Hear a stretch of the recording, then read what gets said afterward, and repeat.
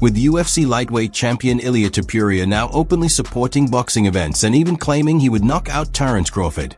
Talk of a potential crossover has picked up, but realistically such a fight remains unlikely, as Crawford is a proven multi-division boxing champion with elite ring experience, while Topuria's success comes from MMA, making a bout under boxing rules a massive competitive leap unless driven purely by financial opportunity. About the money situation, but I'm not sure I can say it on camera, so I will tell you that after. I think I'm a bad matchup for him, to be honest, and I think he knows it.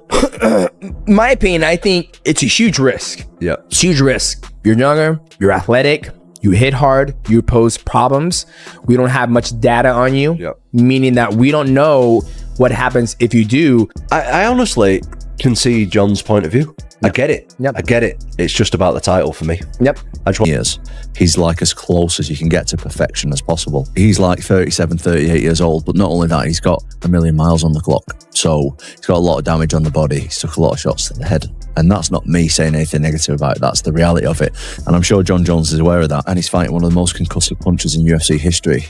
And I just think I can exploit it. Like, I think to get out the way of me for 25 minutes at this point in his career without getting hit once, and that's all I need is one, I think that's going to be very difficult. Whenever he gets a chance, he'll tell you Jon Jones is the man. Other people say he's not active enough, and you're in a position to comment on that. What do you think? What is this pound for pound bull? It's a load of rubbish. It's like saying it just doesn't even make sense. Like, don't get me started on that. It's just like, how can you have a pound for pound? What does that mean if everyone's the same size? So how can you compare Demetrius Johnson's style to Brock Lesnar's style and say if they're the same? Like, they've got completely different attributes. It's like, I've got a bulldog, right? It's like saying, right, if my bulldog had a really long neck, it would win a giraffe or the bulldog. Like, it's absolute bullshit. How can you even compare it? It's like, only 6 months to prepare, Ilia Topuria has boldly called out Terence Crawford, showing supreme confidence. But while Topuria brings the toughness and finishing instincts of the UFC cage, Crawford's elite boxing skill and ring experience create a clear contrast between MMA power and pure boxing mastery. UFC don't really want Tom to fight anybody else other than Jon Jones. And, you know, they're saying, stay tuned. That's the message they wanted Tom to give out to people. And we had the meeting with Hunter. And they're going to try and fix the fight with Jon Jones, but we're still in April now. Still waiting for this guy to say, I'll have a fight or I'll not have a fight. And I don't really understand that. He's a fighter who should be having fights. Why is he just still sat around, not giving an answer as to whether he's going to fight or not? Tom's done all he can do. You know, he's fought in the middle of the night to defend an interim. He fought for an interim because the fight was on for him to do an interim and he couldn't turn it down. And he won that. What else can he do? He can fight lesser people than Jon Jones, lesser ranked people than Jon Jones, but that means that he may miss the opportunity to fight Jon Jones, which is a massive opportunity. Terence Crawford's subtle step away didn't just irritate Ilia Topuria. It felt like a direct challenge, sparking even more intensity in a fighter who already thrives on confrontation. This isn't about ego anymore. It's about pride between combat sports. But the reality is simple. In a boxing ring, any lapse in focus can be costly. Topuria is built for chaos inside the cage, where pressure and aggression define success. The real question is whether he can channel that fire into disciplined execution under boxing rules, or if chasing this battle becomes a risky ambition that tests his limits rather than proves his dominance. It's been pretty interesting, all the stuff that Jon Jones has been saying to the media this week, and I'm sure there's more to come, but check out these. You're beating guys who aren't even champions, and you consider yourself a champion. He's not a champion. So Jon said I need to fight more champions, but this is the problem I've got. Jon is the champion, and he won't fight me. And he says that he won't fight me because it's too much of a gamble. Aspinall to me is no different than an Olin St. Prude or Dominic Reyes or Anthony Smith, like just another up-and-comer that's exciting right now. And I'm not into gambling my legacy for what's exciting. And Jon, if you're not into gambling your legacy, that to me Sounds like he's In breaking down the difference in skill sets, it's important to understand how broad the toolkit is in mixed martial arts. Inside the cage, ability isn't limited to punching alone. It blends wrestling, jiu-jitsu, and striking into one continuous threat. Ilia Topuria has built his reputation on mastering that variety, adapting in real time and switching between disciplines without hesitation. That environment demands constant awareness and the ability to adjust under pressure, where one mistake can completely change the outcome. It's that multi-layered combat experience that shapes a fighter's mindset and forges resilience at the highest level. It's not about you. It's not about your life. It's not about your story. If you want to enjoy your life, if you want to be a part of a reality show, if you want to take that money and delay things and hold someone else's dreams back from becoming a reality, that is ducking. That is ducking, because there is a time-honored tradition in this business, in the sport, in combat sports, in fight sports, in sports period, that the whole thing has to move along. It's not about your story. Your story is great and you're living your best life, great. Get rid of that belt. If you want to do that, great. No one will begrudge you. Everyone thinks you've done enough. You've earned enough. You've proven enough. Now allow someone else to have that same story. Allow someone else to write that same story. You are holding him back. You are holding back not only Tom Aspinall, but the rest of the division. So yes, you're missing the point. This isn't about you. It's about the belt. The cage setting, pure movement, and slick footwork alone usually aren't enough to control the fight. If someone tries to stay evasive, they can be pressured to the fence, have their lead leg attacked, or be dragged into grappling exchanges that test every layer of their skill set. Mixed martial arts isn't built around style points. It's built around control, damage, and survival. Inside the octagon, versatility rules. The ability to blend striking, clinch work, and ground attacks is what separates a well-rounded champion from a specialist relying on one dimension. Tweet, and I send it to the UFC. He told you his plans. He told you his intentions. Now tell us. Because either one of you is lying at this point. Either Jon didn't tell them his plans, or the UFC is not telling their plans. I said that the UFC came correct with the money. Jon asked for top dollar.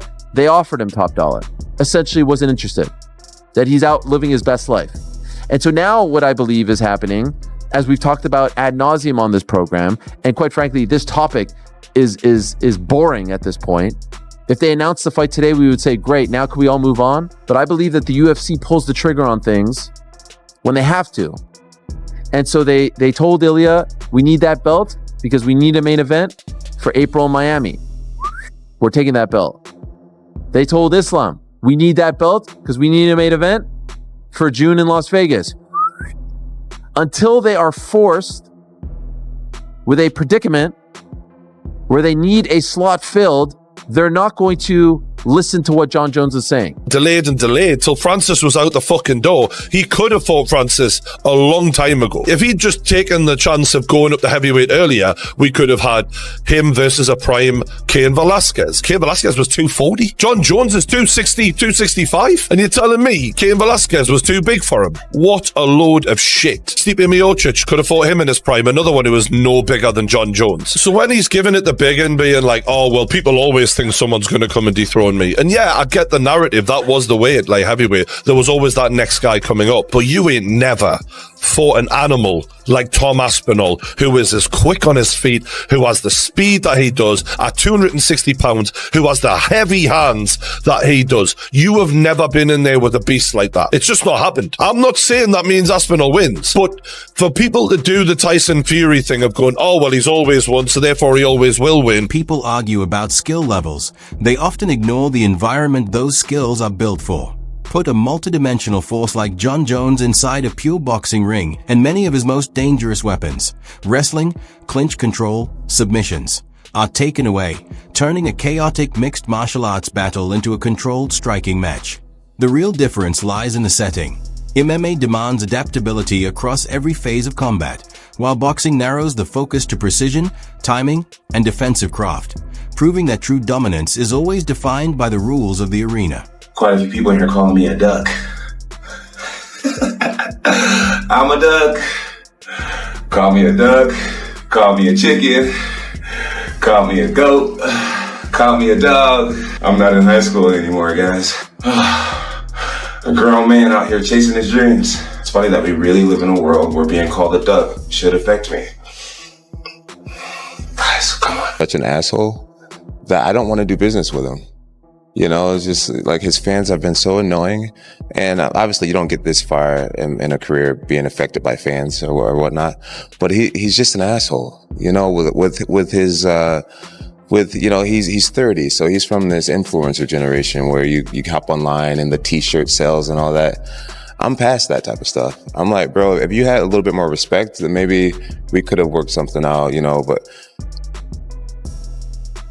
I just don't even want to do business with him. You know, at the end of the day, this is a business, and fighting me gives him an opportunity to change his life forever. And I don't even want to give him the opportunity. Like he just played his cards wrong with me personally. And you know, I'm 3 years from being a 40-year-old grown man. You know what I'm saying? It's just like, the press conference, going through the whole shebang with him, I'd rather not do. Fajeda on the other side, respectful, cool, barely says much. It's like, I'll do business with you. I would risk it all with a human being like you. You actually have the accolades to back up your shit. This other guy is just a big mouth who's hot today. There's been so many guys who's hot today who are just gone. You know, Sergey was in the same position not too long ago. Now he's starting to fall off already. I've just been around this sport too long to give a big mouth who's hot today the opportunity. You're taking that opportunity away from someone else. You are robbing someone else of the same opportunity and the same dream that you have already realized and lived. That is selfish. That's not how the game works. And so it's on the UFC to make the call. Make the call. And you know what? They may have already made the call. And it may be happening at MSG, and we're all being, you know, we're all being taken for a ride here. But honestly, if that is the case, come out and say it. And please tell Tom Aspinall, for the love of God, because by the time that fight happens, if it does happen on that day, it's going to be a year. We're approaching a year since his last fight, and that fight lasted 60 seconds. It is a travesty. It is a crime what is happening to Tom Aspinall in the prime of his life, in the prime of his career. Give up the belt or fight. That's it. Defend or vacate. That's it. It's great. We're all happy for you. I love the fact that you turned your life around. Truly. Trust me, I was there. We did the walk and talk in Albuquerque. I covered it all. It actually warms my heart. But you got to keep the train rolling along. Just saw it unfold. A specialist known for mastering one craft nearly getting beaten by a mixed martial artist in his first appearance under a new rule set. That wasn't luck. It was a reminder that combat sports don't simply reward a single discipline. They reward complete fighters who can adapt. True fight IQ isn't just about technique. It's about the mindset to accept any challenge, anywhere. You can be sharp, polished, even textbook perfect. But without that relentless will, the mentality that refuses to break under pressure, you remain a challenger. Real champions go beyond edging out victories. They impose themselves, control the chaos, and leave no doubt about who rules the arena. Great start. Tom Aspinall, the guy who just won the interim title. He's phenomenal. And he is, again, the next the next advancement of the evolution of the sport. How so? Well, because he can do everything. That guy's got elite jiu-jitsu. He's got elite takedowns. His striking is outstanding. Like, I've seen a lot of heavyweight, even Francis, who's like the greatest, scariest power striker I've ever seen in the heavyweight division. No one's scarier than Francis. Francis does not move like Tom Aspinall.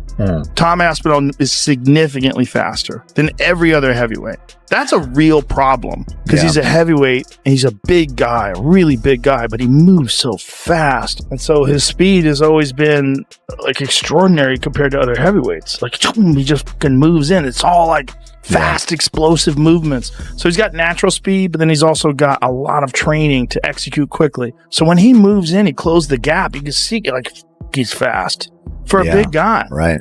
I want to see it so bad. John was shitting all over Aspinall, saying was? that I think that's a bad way to go. He was lucky that he blew his knee out with Curtis Blades because Curtis was teeing off Doing on him. well. Unless John avoided him, unless John used his wrestling to avoid exchanges, you know what that's all about. Correct. It's called the Shab Shutdown. Shop shut down. I saw a 7-part They did with series on Cyborg. it. Yes. The Stipe fight, which is just like, it's a weird thing. Aspinall's an athlete, man. He's such a good athlete. Freak athlete. Very fast. Very fast for a God, heavyweight. So fast. Yeah, but And- we felt the same way about Cyril Gahn, though. Yeah. But Yeah, but Cyril Gahn is- doesn't have wrestling. Doesn't have jiu-jitsu. Aspinall's like legit on the ground. Very legit on the ground. So legit that his dad owned jiu-jitsu, Jim. His dad's a black belt. He started doing jiu-jitsu at 2. Yeah, I'm interested to see how Aspinall is past the first round, right? Because we've seen him. He looks so fast. He looks, you're like, nobody moves like him. He looks like a younger Kane. Right. But he just keeps knocking these guys out so quick. So I'm like, let me see him past the first round to see if he had. We just witnessed a moment that shook the combat world, sending shockwaves through every record and expectation. This is MMA's undeniable force, proving its dominance even over boxing's biggest names. Ilia Topuria isn't merely talking trash at Crawford. He's illustrating a stark reality. A true champion combines elite skill, strategic intelligence, and a commanding presence that captivates worldwide. A real victor doesn't just win fights, they control the entire narrative. And that is where the true alpha resides. This is the only sport in the world you can have somebody hold your career back. Yep. I've been almost a year inactive with no prospects of anything. Just be ready and we'll just let you know. Yeah. And then it's kind of difficult, like mentally, to... Oh, yeah. This is the fight against Jon Jones. Like, not... The fight is another thing. Yeah. This is the tricky bit where I really have to stay switched on, stay motivated, and I'm trying my best. I'm trying. It's tough. As you said a minute ago, no one really knows what's going on behind the scenes apart from me. Exactly. You're in office cooking. I train all the time anyway. Just because I've not got a fight doesn't mean I don't train. Like, I honestly can see Jon's point of view. I get it. I get it. It's just about the title for me. I just want the title, that's it. Does nothing else really matter. So you're like, let me do my thing. Let me fight. I just want to fight. And I think that's the respectful way to go about it. It's like, you don't care if it's Jon, and it's no disrespect to Jon, it's no disrespect to anybody out there. You're just trying to fight. The nation is heating up about the UFC pulling boxing into its massive empire. Don't confuse corporate maneuvering with the raw reality of the boxing world. Crawford brings his technical mastery. Ilia Topuria brings relentless intensity, and true supremacy isn't up for debate. It's proven inside the cage. That's where the fighter's heart and soul are revealed, and where a genuine champion is defined. Jon is absolutely elite, and I completely agree with the notion that he's one of the best fighters ever. Is he the greatest? Potentially, but the way that I look at it is he has failed a couple of drug tests. To me, that rules you out of being the best of all time. Really? For me personally, yeah, I think. Does it make him a cheat? Yeah, of course it does. Yeah. If you're on steroids or whatever, I don't think he was on steroids, but he was on PEDs, performance enhancing drugs. If you're on PEDs and your opponent isn't, that's absolutely cheating in my book, unless you're both allowed to do it. You've never taken anything like Absolutely not. Eat on uncensored. I don't know. That's his Do you prerogative. care? No, I'm not bothered. Jon Jones seems to get his feelings hurt a little bit. A lot. Think he's a little snowflake? I don't think he's a snowflake, no. But is he ducking you? No, he's trying to get more money. I don't think he is ducking me. He's trying to get more money. And I mean, as far as Curtis Blades go, there was also a lot of people thinking it could have gone over a round and a half. And I mean, you don't like second rounds. Like, what do you have against second rounds, Tom Aspinall? Absolutely nothing. His coach said in the build-up, we're going to drag him into deep water. We're going to drag him to later rounds. So I was preparing myself for the later rounds. You know what I mean? That was me. I was going slow in there, man. That wasn't me trying to knock him out at all. I never looked for the finish. I was like they're saying they're going to drag me into deep water. I'm going to look in the camera and say it. Somebody dragged me into deep water. I'm telling you, I want to feel what it's like. I want to see if I can swim or not. Jon Jones, if you can drag me there, take me there, because right now, all these guys are saying it, but no one can do it. He changes nothing if I beat him. Beating Tom is just like beating Cyril Gahn. Has a whole country behind him. He's hot right now. What happens to me after I beat him? Nothing changes for me. I'm not ducking Tom Aspinall. The Tom narrative came out of nowhere. He won a belt and now suddenly I'm ducking him. I've never had negotiations to even fight him, if this makes sense. You're calling out Jon Jones. Yeah. Right? That's the boogeyman. Like, Jon Jones is the fucking boogeyman. When he fought Gustafsson, he had almost no training camp. They said he barely showed up. Talked to Jackson about it, and Greg Jackson was telling me, he's like, he didn't even train for that fight. He pulled that fight off in the 4th and 5th rounds. That's when he really turned it up. So you're talking about a guy who hasn't even been training. And then you saw the real Jon Jones in the second fight. That's motivated Jon Jones. It wasn't a perfect fight by Tom. Curtis was actually fundamentally doing some things a little bit better than Tom. And Tom is so powerful. One thing about Tom is these boys he's putting down, these are the big heavyweights. Tom's still touching these boys one time. Mike Tyson had a hard time putting down the heavyweights that were 240, 250, 260. These are the guys that Tom is touching one time. This is a shocking power, guys. When I'm thinking of a Tom versus Jon, I don't love the idea that Tom is getting guys out of here so quickly. In 3 years, Tom has been in the ring about 3 minutes. But the other side of it is, what are you going to do? How you going to stop it? Curtis Blades had a plan. He's as dangerous of a wrestler as the division has, and that plan did not make it out of the first round. Jon Jones listening to this right now, what is your message to the man? I don't have a message. I've had enough. Let me fight. Somebody. I'm not bothered who it is. Just let me fight. 495 days you've been the interim champ. How much longer are you willing to wait? I just want to fight somebody. I'm a professional fighter and I want to fight somebody. I'm overweighting, to be honest. But whoever wants it, whether that's Jon Jones or somebody else, I will fight somebody sometime. The perfect, carefully plotted path in the squared circle, titles, unbeaten streaks, and the illusion of invincibility has long been seen as the pinnacle of combat. But then comes Ilia Topuria, speaking from a different reality. In the octagon,